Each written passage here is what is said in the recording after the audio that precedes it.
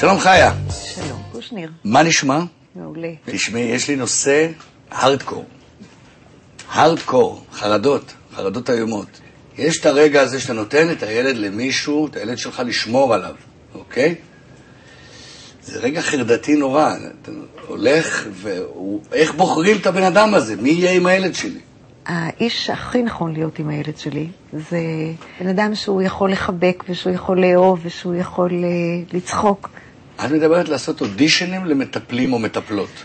אני מדברת על להסתכל עליהם טוב ולראות אותם.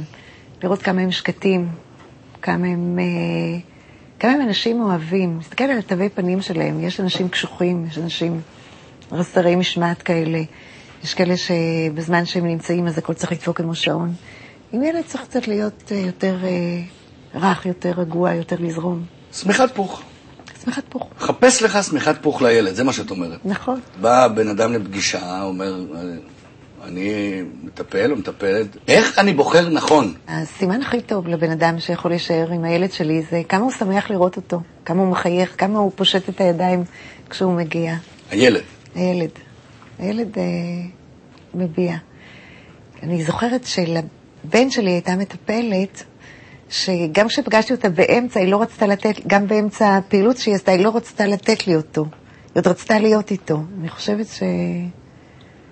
יש את התמונות האלה שרואים בגנים ציבוריים, שכמה מטפלות מתאספות ביחד. ויושבות ומקשקשות. בצד יש עגלות עם ילדים, והן בצד אוכלות ומדברות ומקשקשות. זה לא לזה את מדברת. כן, זה שהן יושבות ומקשקשות זה גם בסדר. השאלה היא איפה נמצאות העיניים שלהם.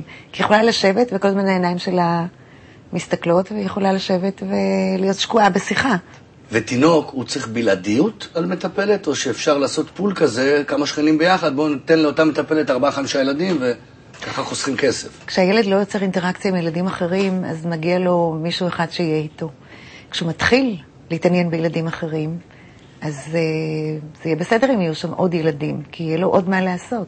ואיך יודעים מתי השלב הזה? רואים את הילד מתעניין בילדים אחרים, רואים אותו ניגש לילדים אחרים. אתה יכול לראות אותו בגינה הציבורית ניגש לילדים אחרים, או משחק לבד. רואים, יודעים. האמת היא שלגדל ילדים, כשעושים את זה מאהבה ובשמחה, ואני יודעת את התפקיד, זה יכול להיות הנאה אחת צרופה. זה ברור, זה אני יודע כבר מהניסיון שלי. אתה יודע שהילדים קטנים עוד אין בעיות, רק כשהם גדולים. כן, גם את זה אני יודע מהניסיון שלי. ואיך אפשר להתגבר על כאב הפרידה? אני פעם גננת עשתה לי תרגיל, שהילד שלי בכה, ואל תלך, היא אמרה, תהיה רגע קשה, צא רגע ותראה. ויצאתי, הצצתי, וכאילו לא הייתי שם קודם מבחינתו, הוא היה שמח. זאת אומרת, הם עובדים עלינו. לא, בוא נחלק את זה לשניים. בוא נחלק את הכאב שלנו שאנחנו נפרדים מהילד, ואת הכאב של הילד שהוא נפרד מאיתנו. קודם כל, קשה לו להיפרד מאיתנו, הוא קשור אלינו. כמה שאנחנו יותר איתו, הוא פחות מפחד שנלך. כמה שהוא יודע שאנחנו נחזור, אז הוא פחות מפחד שנלך. אנחנו יכולים להשאיר לו חפץ, אנחנו יכולים להשאיר לו איזשהו משהו שמסמל את אמא שלו, את אבא שלו. וכדי שאנחנו לא נצטער כל כך שאנחנו משאירים אותו, יש לזה רק מתכון אחד, שכשאנחנו נמצאים איתו, להיות איתו. כי לפעמים, כשאנחנו איתו, אנחנו לא איתו, וכשאנחנו שולחים אותו, אנחנו מצטערים שאנחנו לא איתו. אז בעצם, זה נכון לגבי כל הדברים. ושילד טיפה גדל ומתחיל ללכת לחוגים. יש המון חוגים, הלוא, ילדים הולכים לחוגים. גם שם צריך לעשות את המבחנים האלה, לבדוק מי מעביר את החוג, מי זה המורה לגיטרה, מי זה המורה לידיעת הארץ, מי זה המורה לג'ודו וכו' וכו'. שווה לשבת בפעם ראשונה ולהסתכל ולראות איך הוא מגיב כשהילד שלנו עושה דברים פחות נכונים.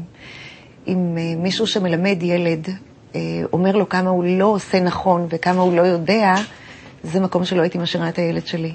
אם יש שם בן אדם שאומר, אוקיי, לא הצלחת הפעם, תצליח בפעם הבאה, זה מקום שאני כן הייתי משאירה את הילד שלי. זאת אומרת, נורא חשוב מי האנשים שמלמדים את הילד שלי. גם לגבי המורה בבית הספר הייתי עושה את זה. איך? מה, נשב בשיעור? לא, אבל אני באספות הורים, וכשאני מלווה את הילד לבית הספר, וכשאני שומעת, אז אני רואה איך ההתייחסות שלה לגבי מה שהילד עוד לא יודע. אם היא מתייחסת לזה כאל כישלון, אני אשמור על הילד שלי. אני לא אתן למישהו להגיד עליו שהוא נכשל. אם היא מתייחסת אליו כאל ילד שבדרך לדעת, זה הבן אדם שאני רוצה שיהיה עם הילד שלי, אבל ככה גם אני צריכה להתייחס אליו. אז לסיכום, חיין, למדתי שני דברים מאוד מאוד חשובים. אחד, חפש לילד שלך שמיכת פוך טובה. 2, אם המורה מדברת עליו לא יפה, כנס בה.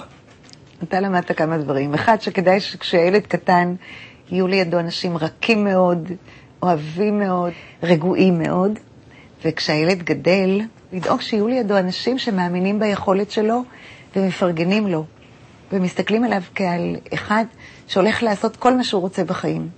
אנחנו לא צריכים להיכנס במורה שלו, אנחנו צריכים לשמור שאף אחד לא יעצור את הילד שלנו. תודה.